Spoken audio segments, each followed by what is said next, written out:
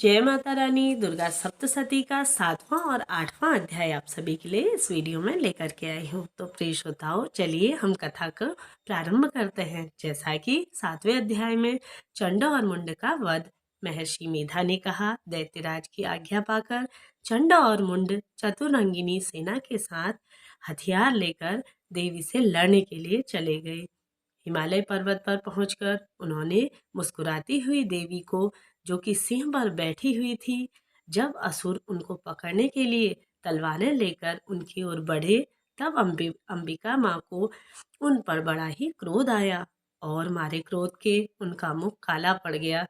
उनकी भ्रिकुटियां चढ़ गई और उनके ललाट में से अत्यंत ही भयंकर तथा अत्यंत विस्तृत मुख वाली लाल आंखों वाली काली प्रकट हो गई, कि अपने हाथों में तलवार और पास लिए हुए थी और अपने हाथों में तलवार और पास लिए हुई वह सबसे लड़ने लगी। जैसा कि विचित्र खंडक धारण किए और तथा चीते के चर्म की साड़ी एवं नरमुंडों की माला पहन रखी थी।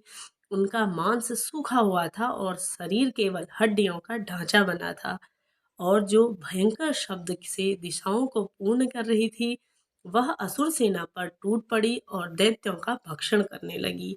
वह पाश्य राक्षसों और अंकुशधारी महावतों, हाथियों पर सवार योद्धाओं और घंटा सहित हाथियों को एक हाथ से वो पकड़कर अपने मुंह में डाल रही थी, और इसी प्रकार वह घोड़ों, रथों, सारथियों व रथों में बैठे हुए सैनिकों को मुंह में डालकर भयानक रूप से चबा रही थी। किसी के केस पकड़कर, किसी के पैर पकड़कर और दैत्यों की छातियों में मसल कर मार रही थी। वह दैत्य के छोटे छोटे बड़े बड़े टुकड़े अस्त्र शस्त्रों को अपने मुंह में डालकर क्रोध से उनको अपने दांतों से पीस रही थी। उसने कई बड़े बड़े असुर भक्षण कर डाले, कितनों को रौंद डाला, कितनों को मार डाला और कितनों को तो अपने दांतों से ही समाप्त कर डाला।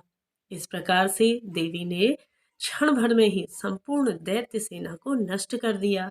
यह देख महापराक्रमी चंड काली देवी की ओर लपका और मुंड ने भी देवी पर अपने भयानक बाणों की वर्षा आरंभ कर दी और अपने हजारों चक्र उस पर छोड़ दिए। उस समय वह चमकते हुए बाण व चक्र देवी के मुख में प्रविष्ट हुए इस प्रकार दिख रहे थे, जैसे मानो बहुत से सूर्य मेघों की घटा से प्रविष्ट हो रहे हों। इससे पश्चात भयंकर शब्द से माँ काली ने अत्यंत जोश में भयंकर विकट अट्टहास किया। उनका भयंकर मुख देखा नहीं जा रहा था। उनके मुख में श्वेत दांतों की पंक्ति चमक रही थी। फिर उनके हाथ में तलवार। काली माता ने हू शब्द कहकर चंड के ऊपर आक्रमण किया और उसके केस पकड़कर उसका सिर काटकर अलग कर दिया। चंड को मरा हुआ देखकर मुंड देवी की ओर लपका, परंतु देवी ने क्रोध में उसे भी अपनी ओर तलवार से यमलोक पहुंचा दिया। चंड और मुंड को मरा हुआ देखकर उसकी बाकी बची हुई सेना वहां से भाग खड़ी हुई। इसके पश्चात काली चंड और मुंड के कटे हुए सिरों को लेकर चंडिका के पास गई और प्रचंड अट्टहास के साथ कहने लगी, हे देवी, चंड और मुंड दो महादैत्यों को मारकर तुम्हें भेंट कर दिया है। अब शुंभ और निशुंभ का तुमको स्वयं वध करना पड़ेगा। महर्षि मेधा ने कहा, वहां लाए हुए चंड और मुंड के सिरों को देखकर कल्याणकारी चंडी ने काली से मधुर वाणी में कहा, हे देवी, तुम चूंकि चंड और मुंड को मेरे पास लेकर आई हो, अतः संसार में चामुंडा के नाम से तुम विख्यात रहोगी। विख्यात रहने के बाद तुम्हारा स्मरण ध्यान सिर्फ चंडिका माता के यानी कि चामुंडा माता के रूप में किया जाएगा। 7वां अध्याय यहाँ पे पूर्ण होता है। अब चलिए, अब हम 8वें अध्याय का अध्ययन करेंगे। इसमें हम पढ़ेंगे रक्त बीज का वध। महर्षि मेधा ने कहा, चंड और मुंड नामक असुरों के मारे जाने के बाद, बहुत सी सेना के नष्ट हो जाने पर असुरों के राजा प्रतापी शंभु ने क्रोध युक्त होकर अपनी संपूर्ण सेना को युद्ध के लिए तैयार किया और उसने कहा, अब उदायुध नामक 86 असुर सेनापति अपनी सेनाओं के साथ युद्ध के लिए जाएं और कंबु नामक 84 सेनापति भी युद्ध के लिए जाएं और कोटिवीर नामक 50 सेनापति और धौम्रकुल नाम के 100 सेनापति प्रस्थान करें। कालक दोहद, मौर्य और कालियेग यह दैत्य भी मेरी आज्ञा से सजकर युद्ध के लिए कूच करें। तभी भयानक शासक करने वाले असुरों का स्वामी शुंभ इस प्रकार आज्ञा देकर बहुत बड़ी सेना के साथ युद्ध के लिए चला गया। उसकी सेना को अपनी ओर आता देखकर चंडिका ने अपनी धनुष की टंकोर से पृथ्वी पर आकाश के बीच का भाग गुजा दिया। हे राजन, इसके पश्चात देवी के सिंह ने दहाड़ना आरंभ कर दिया और अंबिका के घंटे के शब्दों से उस ध्वनि को और भी बढ़ा दिया। धनुष की टंकार, शेर की दहाड़ और घंटे के शब्द से पृथ्वी और आकाश के बीच का भाग गूंज उठा और इसके साथ ही देवी ने अपने मुख को और भी भयानक बना दिया। ऐसे भयानक शब्द को सुनकर राक्षसी सेना ने देवी तथा सिंह को चारों ओर से घेर लिया। हे राजन, उस समय दैत्यों के नाश के लिए और देवताओं के हित के लिए ब्रह्मा, शिव, कार्तिकेय, विष्णु तथा इंद्र आदि देवों की शक्तियों को अत्यंत ही पराक्रम और बल से संपन्न थी। उनके शरीर से निकलकर उसी रूप में चंडिका देवी के पास गई। जिस देवता का जैसा रूप था, जैसे आभूषण थे और जैसा वाहन था, वैसा ही रूप, आभूषण और वाहन लेकर उन देवियों की शक्तियां दैत्यों से युद्ध करने के लिए आई। हंस युक्त विमान में बैठकर और रुद्राक्ष की माला तथा कमंडलू धारण करके ब्रह्मा जी की शक्ति आई। ऋषभ पर सवार होकर, हाथ में त्रिशूल लेकर, महानाग का कंडक और पहनकर, चंद्र रेखा से विभूषित होकर भगवान शंकर की शक्ति माहेश्वरी आई और मोर पर आरूढ़ होकर हाथ में शक्ति लिए दैत्यों से युद्ध करने के लिए कार्तिकेय जी की शक्ति उन्हीं का रूप धारण करके आई। भगवान विष्णु की शक्ति गरुड़ पर सवार होकर शंख, चक्र, भाद, गदा, धनुष तथा खंडक हाथ में लिए हुए आई। श्री हरि जी की शक्ति वाराही और वाहर का शरीर धारण करके आई और नरसिंह की समान शरीर धारण करके उनकी शक्ति नारसिंही भी आई। उसकी गर्दन में झटकों से आकाश के तारे टूट पड़े थे और इसी प्रकार देवराज इंद्र भी शक्ति ऐन्द्री भी ऐरावत के ऊपर सवार होके आए और पश्चात इन देव शक्तियों से घिरे हुए भगवान शंकर ने चंडिका से कहा, मेरी प्रसन्नता के लिए तुम शीघ्र ही इन असुरों को मारो। इसके पश्चात देवी के शरीर में से अत्यंत ही उग्र रूप वाले सैकड़ों गीदड़ियों के समान आवाज करने वाली चंडिका प्रकट हुई। उस अपराजिता देवी ने धूमिल जटा वाले भगवान श्री शंकर जी से कहा, हे प्रभु, आप मेरी और मेरे दूत बन जाइए और शुंभ और निशुंभ के पास जाइए और अत्यंत ही गर्विले दैत्यों से कहिए तथा उनके अतिरिक्त और जो भी दैत्य वहां युद्ध के लिए उपस्थित हो उनसे भी कहिए, जो तुम्हें अपने जीवित रहने की इच्छा हो तो त्रिलोकों के राज्य इंद्र को दे दो। देवताओं को उनका यज्ञ भाग मिलना आरंभ हो जाए तो तुम पाताल लोक में लौट जाओ, किंतु यदि बल के गर्व में तुम्हारी लड़ने की इच्छा हो फिर आ जाओ।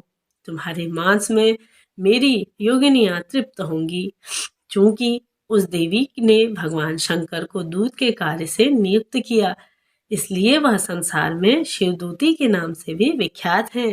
भगवान शंकर ने देवी का संदेश पाकर उन दैत्यों से क्रोध का उत्तर आर पार न रहा। जिस समय जिस स्थान पर देवी विराजमान थी वहां पहुंचे और जाने के साथ ही उस पर बाणों की वर्षाएं आरंभ कर दी। देवी ने उनके फेंके हुए बाणों, शक्तियों, त्रिशूल और फरसों को अपने बाणों से काट डाला और काली देवी उस देवी के आगे खड़ी होकर शत्रुओं को त्रिशूल से विदीर्ण करने लगी और खंडवान से कुचलने लगी। ब्रह्माणी जिस तरह दौड़ती थी उसी तरह अपने कमलमुंड का जल छिड़ककर दैत्यों के वीर व बल को नष्ट कर देती और इसी प्रकार माहेश्वरी त्रिशूल से, वैष्णवी चक्र से और अत्यंत कोप वाली कौमासी शक्ति द्वारा असुरों को मार गिराती और ऐन्द्री के बाजू के प्रहार से सैकड़ों दैत्य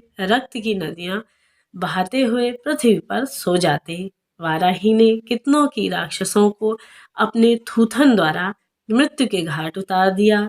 दाढ़ों के अग्रभाग से कितने ही राक्षसों की छाती को चीर डाला और चक्र की चोट से बड़े बड़े राक्षसों को मार गिराया।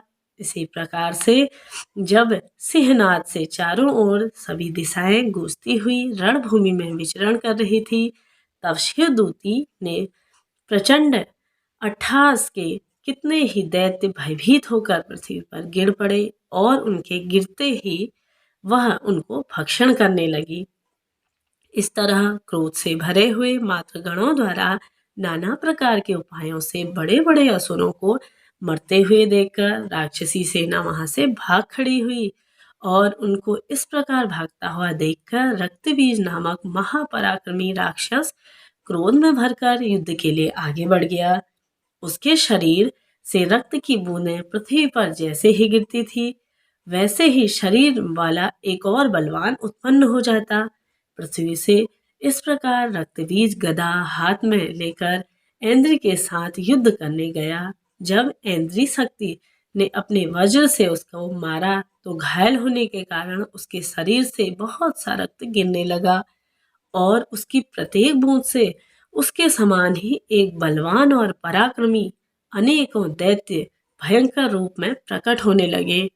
वह सबके सब दैत्य बीज के समान ही बलवान तेज वाले थे। वह भी भयंकर अस्त्र शस्त्र लेकर देवियों के साथ लड़ने चले गए। तब ऐन्द्री ने वज्र प्रहार से उसके मस्तक पर चोट लगाई और रक्त बहने लगा, तो उसने हजारों पुरुषों से जन्म उत्पत्ति हो गई। वैष्णवी ने चक्र से और ऐन्द्री ने गधा से रक्तबीज को चोट पहुंचाई और वैष्णवी के चक्र से घायल होने पर उसके शरीर से जो रक्त बहा उससे हजारों महाअसुर फिर से उत्पन्न हो गए, जिसके द्वारा यह जगत व्याप्त हो गया। कौमासी ने शक्ति से, वाराही ने खंडक से और माहेश्वर ने त्रिशूल से उसको घायल किया। इस प्रकार क्रोध में भरकर उस महादैत्य ने सब मात्र शक्तियों पर पृथक पृथक गदा से प्रहार किया और माताओं ने शक्ति तथा शूल इत्यादि से उसको बार बार घायल किया। उससे सैकड़ों महादैत्य उत्पन्न हो गए। इस प्रकार उस रक्तबीज और रुधिर से उत्पन्न हुई असुरों से संपूर्ण जगत व्याप्त हो गया, जिससे देवता भय में आ गए। देवताओं को भयभीत देखकर चंडिका ने काली से कहा, हे चामुंडे, अपने मुख को बड़ा करो और मेरे शस्त्र घात से उत्पन्न हुए रक्त और बिंदुओं पर रक्त बिंदुओं से उत्पन्न हुए जो महाअसुरों को अपने इस मुख में भक्षण कर लो। इस प्रकार रक्त बिंदुओं से उत्पन्न हुए महादैत्यों को भक्षण करती हुई तुम रणभूमि में विचरो। इस प्रकार रक्त क्षीण होने से वह दैत्य नष्ट हो जाएगा। तुम्हारे भक्षण करने के कारण अन्य दैत्य नहीं उत्पन्न होंगे। तब काली ने इस प्रकार कहकर चंडिका देवी से रक्त बीज पर अपने त्रिशूल से प्रहार किया और काली ने अपने मुंह में उनका रक्त ले लिया। तब उसने गदा से चंडिका पर प्रहार किया। प्रहार से चंडिका को तनिक भी कष्ट नहीं हुआ, किंतु रक्तबीज के शरीर से बहुत सा रक्त बहने लगा। लेकिन उसके गिरने से काली ने अपने मुंह में ले लिया। काली ने मुख में उस रक्त से जो कि असुर उत्पन्न हुए उनको उसने क्षण भर में ही भक्षण कर लिया और रक्त को पीती हुई तदंतर देवी ने रक्त बीज को, जिसका कि खून काली ने पिया था, चंडिका ने उस दैत्य को वज्र, बाण, खंडक तथा रिष्टि इत्यादि से मार डाला। हे राजन, अनेक प्रकार के शस्त्रों से मारा हुआ और खून से वंचित वह महादैत्य रक्तवीर पृथ्वी पर गिर पड़ा।